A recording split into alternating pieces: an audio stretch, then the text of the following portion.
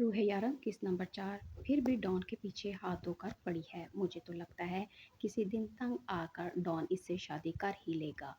मुझे भी यकीन है कि भाई की शादी लैला भाभी से होगी, इसलिए तो मैंने इसे अभी से भाभी बुलाना शुरू कर दिया है। हाँ बेटा, एक बार डॉन के सामने भी बुलाना इसे। भाभी, मैं भी तो देखूं तेरे मुंह में जुबान रहती है कि नहीं। खिजर ने गोया इसे चैलेंज किया। आई एम सॉरी, मैं अभी तेरा ये चैलेंज कबूल नहीं कर सकता क्योंकि मेरी ये ज़ुबान अभी बहुत सारे कारनामे सर अंजाम देने वाली है। इसीलिए मुझे इसकी ज़रूरत है जिसे मैं रिस्क में नहीं डाल सकता।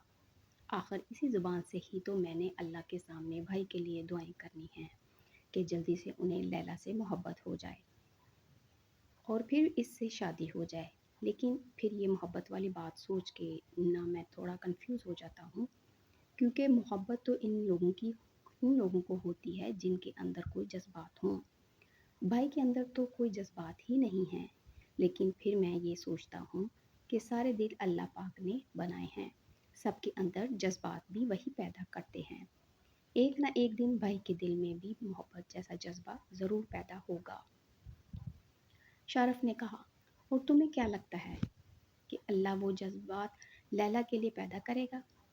खिज़र ने कुछ सोचते हुए पूछा। लैला की मोहब्बत में सच्चाई है। लैला से ज़्यादा प्यार नहीं, लैला से ज़्यादा प्यारा नहीं और प्यार कोई नहीं कर सकता। और अल्लाह किसी के दिल में मोहब्बत इसके लिए डालता है जो इससे सच्ची मोहब्बत करता हो। और तुम्हें ये भी लगता है कि डेवल को लैला से ज़्यादा और कोई प्यार नहीं कर सकता? हाँ बिल्कुल। तुमने शायद देखा नहीं, लैला ने 2 बार भाई के लिए गोली खाई है। जहाँ भी भाई की जान खतरे में होती है वो सबसे आगे होती है। लैला भाई से बहुत प्यार करती है, इसके प्यार का मुकाबला कोई नहीं कर सकता। और मुझे यकीन है कि लैला भाई को खुद से प्यार करने पर मजबूर कर देगी। और अगर डेवल को किसी और से प्यार हो गया, मेरा मतलब है किसी तीसरे से, तो खिज़र ने इसकी आंखों में देखते हुए पूछा। बाबा तुम्हें क्या लगता है, ऐसा कभी हो सकता है? भाई को प्यार, हा हा हा, जोक ऑफ द डे। भाई को कभी किसी से मोहब्बत नहीं, और अगर हो भी गई तो तुम्हें क्या लगता है लैला किसी तीसरे को बर्दाश्त करेगी अपने और भाई के बीच में? इसलिए तो मैं मासूमा को लेकर परेशान हूँ। समझ में नहीं आ रहा कि बेचारी किसे कहूँ। मासूमा मासूमा को, लैला को, तुम्हें क्या लगता है? डेवल, मैं इतनी आसानी से तुम्हारे आदमी को जेल से बाहर आने दूंगा? नहीं, ऐसा नहीं होगा, नहीं होने दूंगा। शारफ को अब फांसी के फंदे तक पहुंचाने से कोई नहीं रोक सकता। अब तुम भी अपने वफादार आदमी को भूल जाओ। इंस्पेक्टर साइम ने इसके सामने आते हुए कहा। अरे इंस्पेक्टर साइम, आप यहाँ, ये वक्त तो आपकी बच्ची के स्कूल से छुट्टी का है ना। अब ये मत कहिएगा कि मेरा दीदार करने के लिए आप अपनी बच्ची को स्कूल से लेने नहीं गए। इतनी लापरवाही अच्छी नहीं होती, वो भी तब जब आपने शेर के मुंह में हाथ डाला हो। मुझे इस तरह से मत देखिए इंस्पेक्टर साहब। अरे मैं आपकी बच्ची को कुछ नहीं करूँगा। डेवल अपने दुश्मनों की कमज़ोरियों को इस्तेमाल नहीं करता। ये डेवल के काम करने का अंदाज नहीं है। मगर आपकी बेटी बहुत प्यारी है। मैं और कुछ नहीं चाहता, बस इतना चाहता हूँ कि आइंदा मुझसे मुखातब होने से पहले आप याद रखें कि आपकी बेटी बहुत प्यारी है। बात करते हुए इसके गाल पर डिंपल नुमाया हो रहा था, जबकि सामने खड़े इंस्पेक्टर साइम का दिल चाहा कि इसके खूबसूरत चेहरे को बिगाड़ कर रख दे। جو اس کی جو اس کے 4 سالہ بیٹی کے بارے میں بات کر رہا تھا، لیکن وہ مجبور تھا۔ دویٹی کی پولیس کسی عام باشندے پر ہاتھ نہیں اٹھا سکتی تھی، اور دینی کے عوام کی نظروں میں ڈان ایک عام آدمی تھا جس سے بہت کم لوگوں نے دیکھ رکھا تھا۔ ارے میں نے صرف تصویر بھیجی تھی، ان لوگوں نے ایڈوانس میں 5 لاکھ بھیج دیے۔ میں نے تو ابھی کہا بھی نہیں تھا کہ لڑکی کو بیچیں گے کہ بھی نہیں۔ اقصیٰ نے اس کے سامنے 5 لاکھ کی گڈی رکھتے ہوئے کہا۔ اقصیٰ، میں ایسا کوئی کام نہیں کروں گی۔ میں نے تمہیں پہلے بھی بتایا تھا، میں روح کو نہیں بیچوں گی۔ کہیں نہیں جائے گی، وہ یہیں رہے گی۔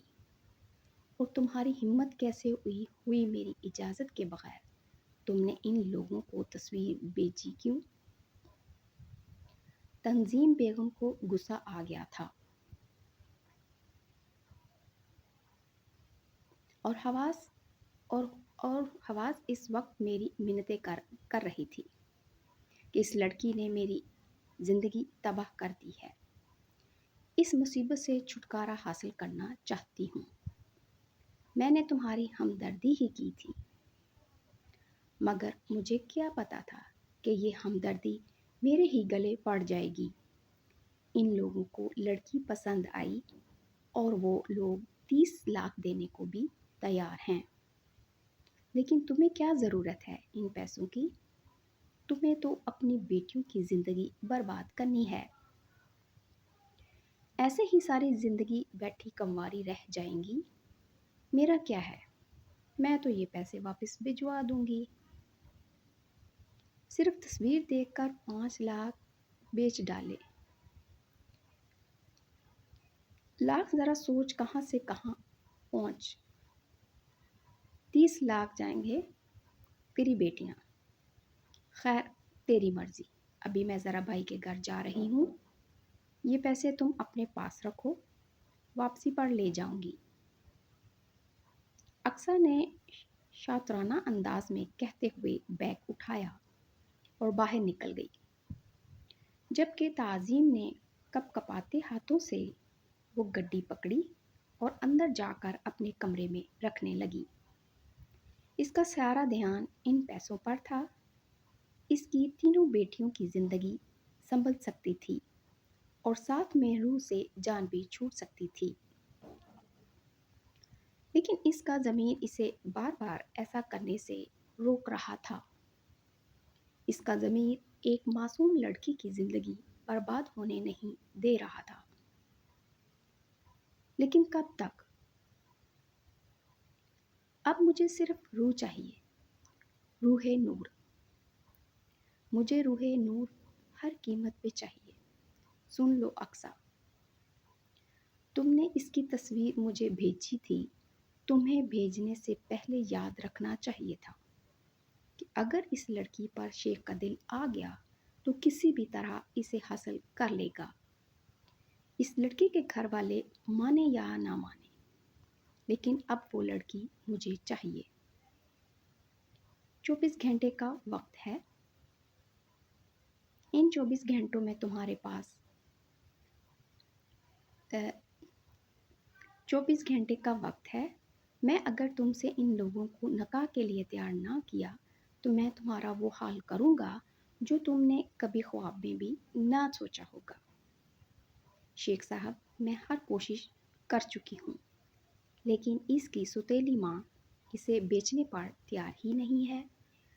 یہاں تک کہ میں نے یہ بھی بتا دیا کہ آپ اسے 30 لاکھ دینے کو تیار ہیں، لیکن وہ ماننے کو تیار ہی نہیں۔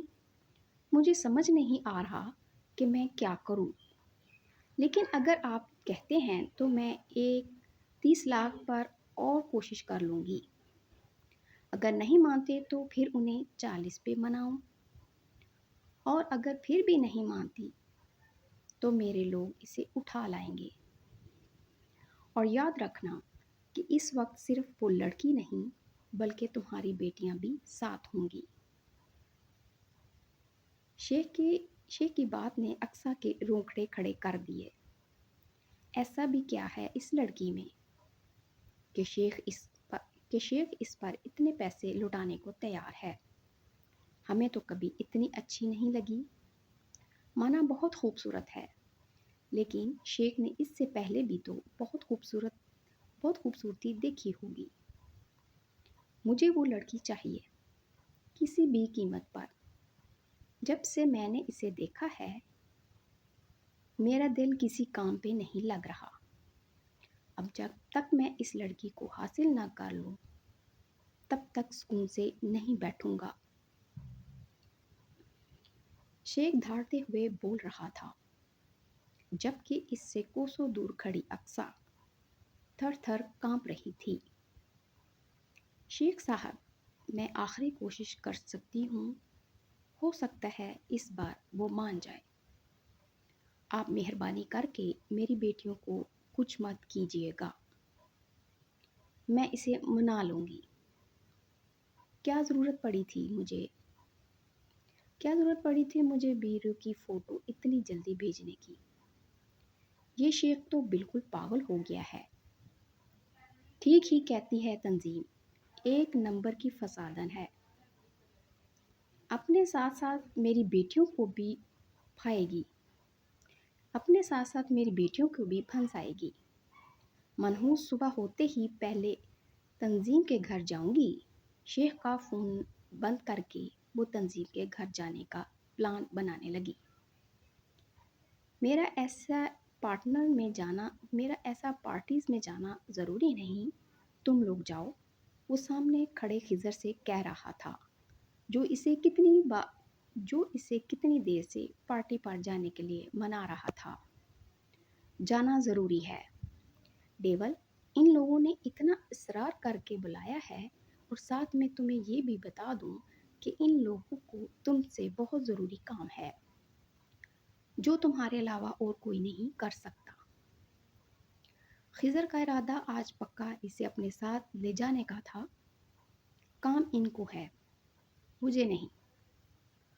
پیاسا خود کنویں کے پاس آتا ہے، کنواں چل کر نہیں جاتا پیاسے کے پاس۔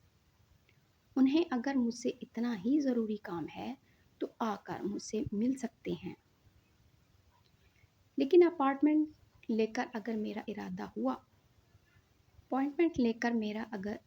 ہوا تو میں ملوں گا۔ اب تم لوگ یہاں سے جا سکتے ہو۔ ڈیول ڈارلنگ، چلتے ہیں نہ، ہمیں تھوڑی دیر انجوائے کریں گے۔ لیلا اپنی تنگ چست لباس میں چلتی ہوئی اس کے قریب آئی اور اس کے گلے میں باہیں ڈالتے ہوئے بولی، میں تمہیں کتنی بار کہہ چکا ہوں لیلا، اپنی لمٹس میں رہا کرو۔ یہ نہ ہو کہ تمہیں اٹھا کر ایک بار پھر سے وہیں پھینک آؤں جہاں سے اٹھا کر لایا تھا۔ ویسے بھی تمہارے ہونے یا نہ ہونے سے مجھے کوئی فرق نہیں پڑتا۔ وہ اس کی آنکھوں میں دیکھتے ہوئے بہت کچھ جتلا رہا تھا۔ جانتی ہوں تمہیں کوئی فرق نہیں پڑتا، لیکن مجھے تو پڑتا ہے، اور یقین کرو بس ایک بار مجھے اپنی خدمت کا موقع دو، تمہیں بھی فرق پڑنے لگے گا۔ لیلا اس طرح کی گفتگو صرف ڈیول کے سامنے ہی کرتی تھی، اور کسی میں اتنی ہمت نہ ہوتی کہ لیلا کے سامنے زبان بھی کھول پائے۔ بند کرو اپنی بکواس اور نکلو یہاں سے۔ خبردار جو آئندہ اس لہجے میں مجھ سے بات کی، ایک بات کان کھول کر سن لو، تمہارے ہونے یا نہ ہونے سے مجھے کوئی فرق نہیں پڑتا، اور نہ ہی آگے زندگی میں کبھی پڑے گا۔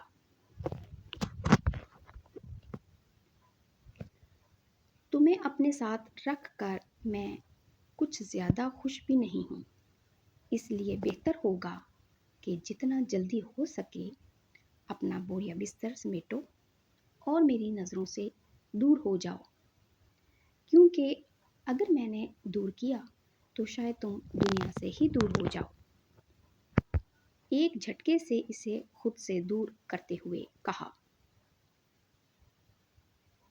میں تم سے پیار کرتی ہوں دیول، بہت پیار۔ تمہیں ایک دن نہ دیکھوں تو ایسے لگتا ہے جیسے میری سانسیں گھٹ رہی ہوں، اور تم کہتے ہو کہ تمہیں چھوڑ کر چلی جاؤں۔ نہیں جا سکتی دیول، میں تم سے دور نہیں جا سکتی۔ بہت بہت پیار کرتی ہوں تم سے، اور مجھے یقین ہے کہ ایک دن تم بھی مجھ سے پیار کرو گے۔ اس نے رندی ہوئی آواز میں کہا۔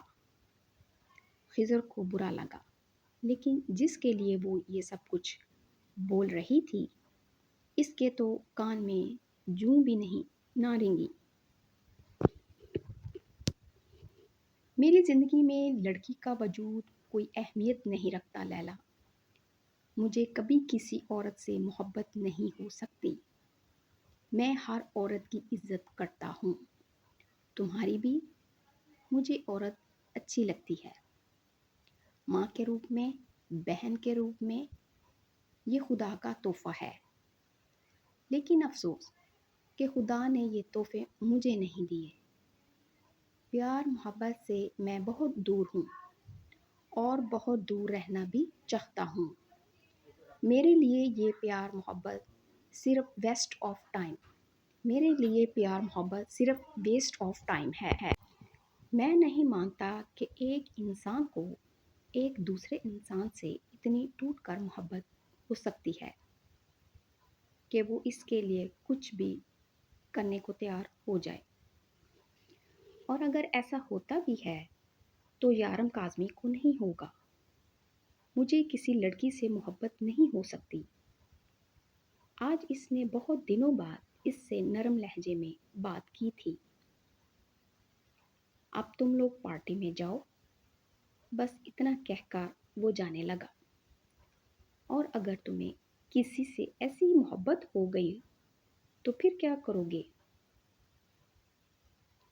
آواز اب بھی رندی ہوئی تھی، شاید وہ اپنے آنسوؤں کو بہنے سے روک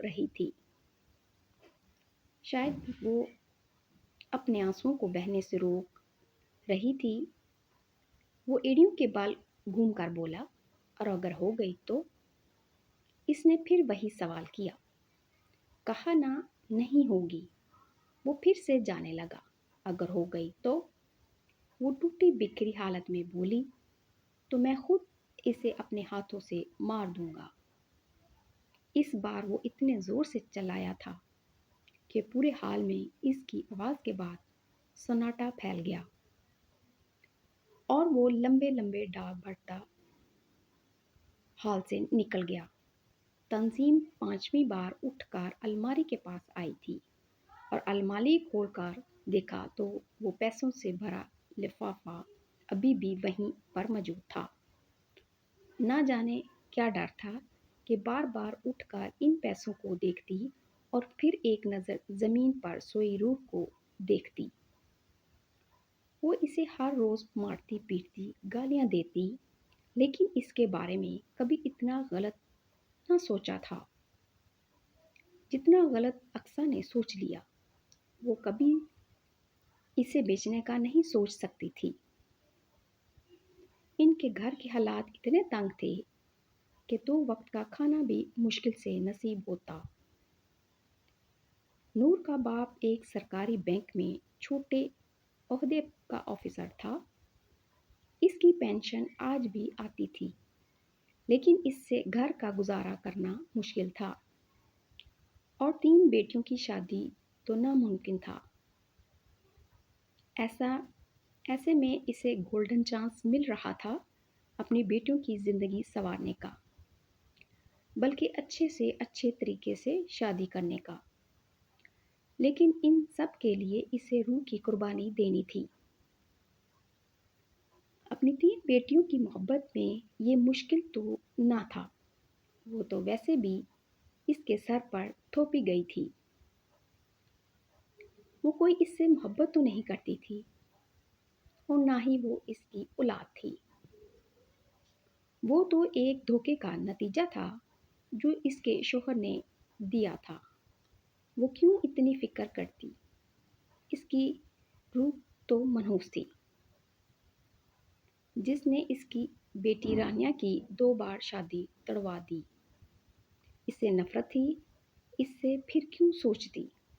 اس کے بارے میں وہ نہیں تھی، وہ اس کی بیٹی، اور اگر بیٹی تھی بھی تو ستیلی۔ اسے اپنی سکی بیٹیوں کے بارے میں سوچنا تھا۔ شیخ صاحب، میں ان کے گھر جا رہی ہوں آخری بار بات کرنے کے لیے۔ آپ کی بے چینیاں تو حد سے سوار ہیں۔ مجھے سمجھ میں نہیں آتا، اگر میں نے ان لوگوں کو منا بھی لیا تو روح سے نکاح کے لیے، تو کیسے آپ ایک ہی دن میں اسے اپنے پاس لے کے جائیں گے؟ کیونکہ اس لڑکی کے پاس نہ تو پاسپورٹ ہے اور نہ ہی ابھی تک اس کا شناختی کارڈ بنا ہے۔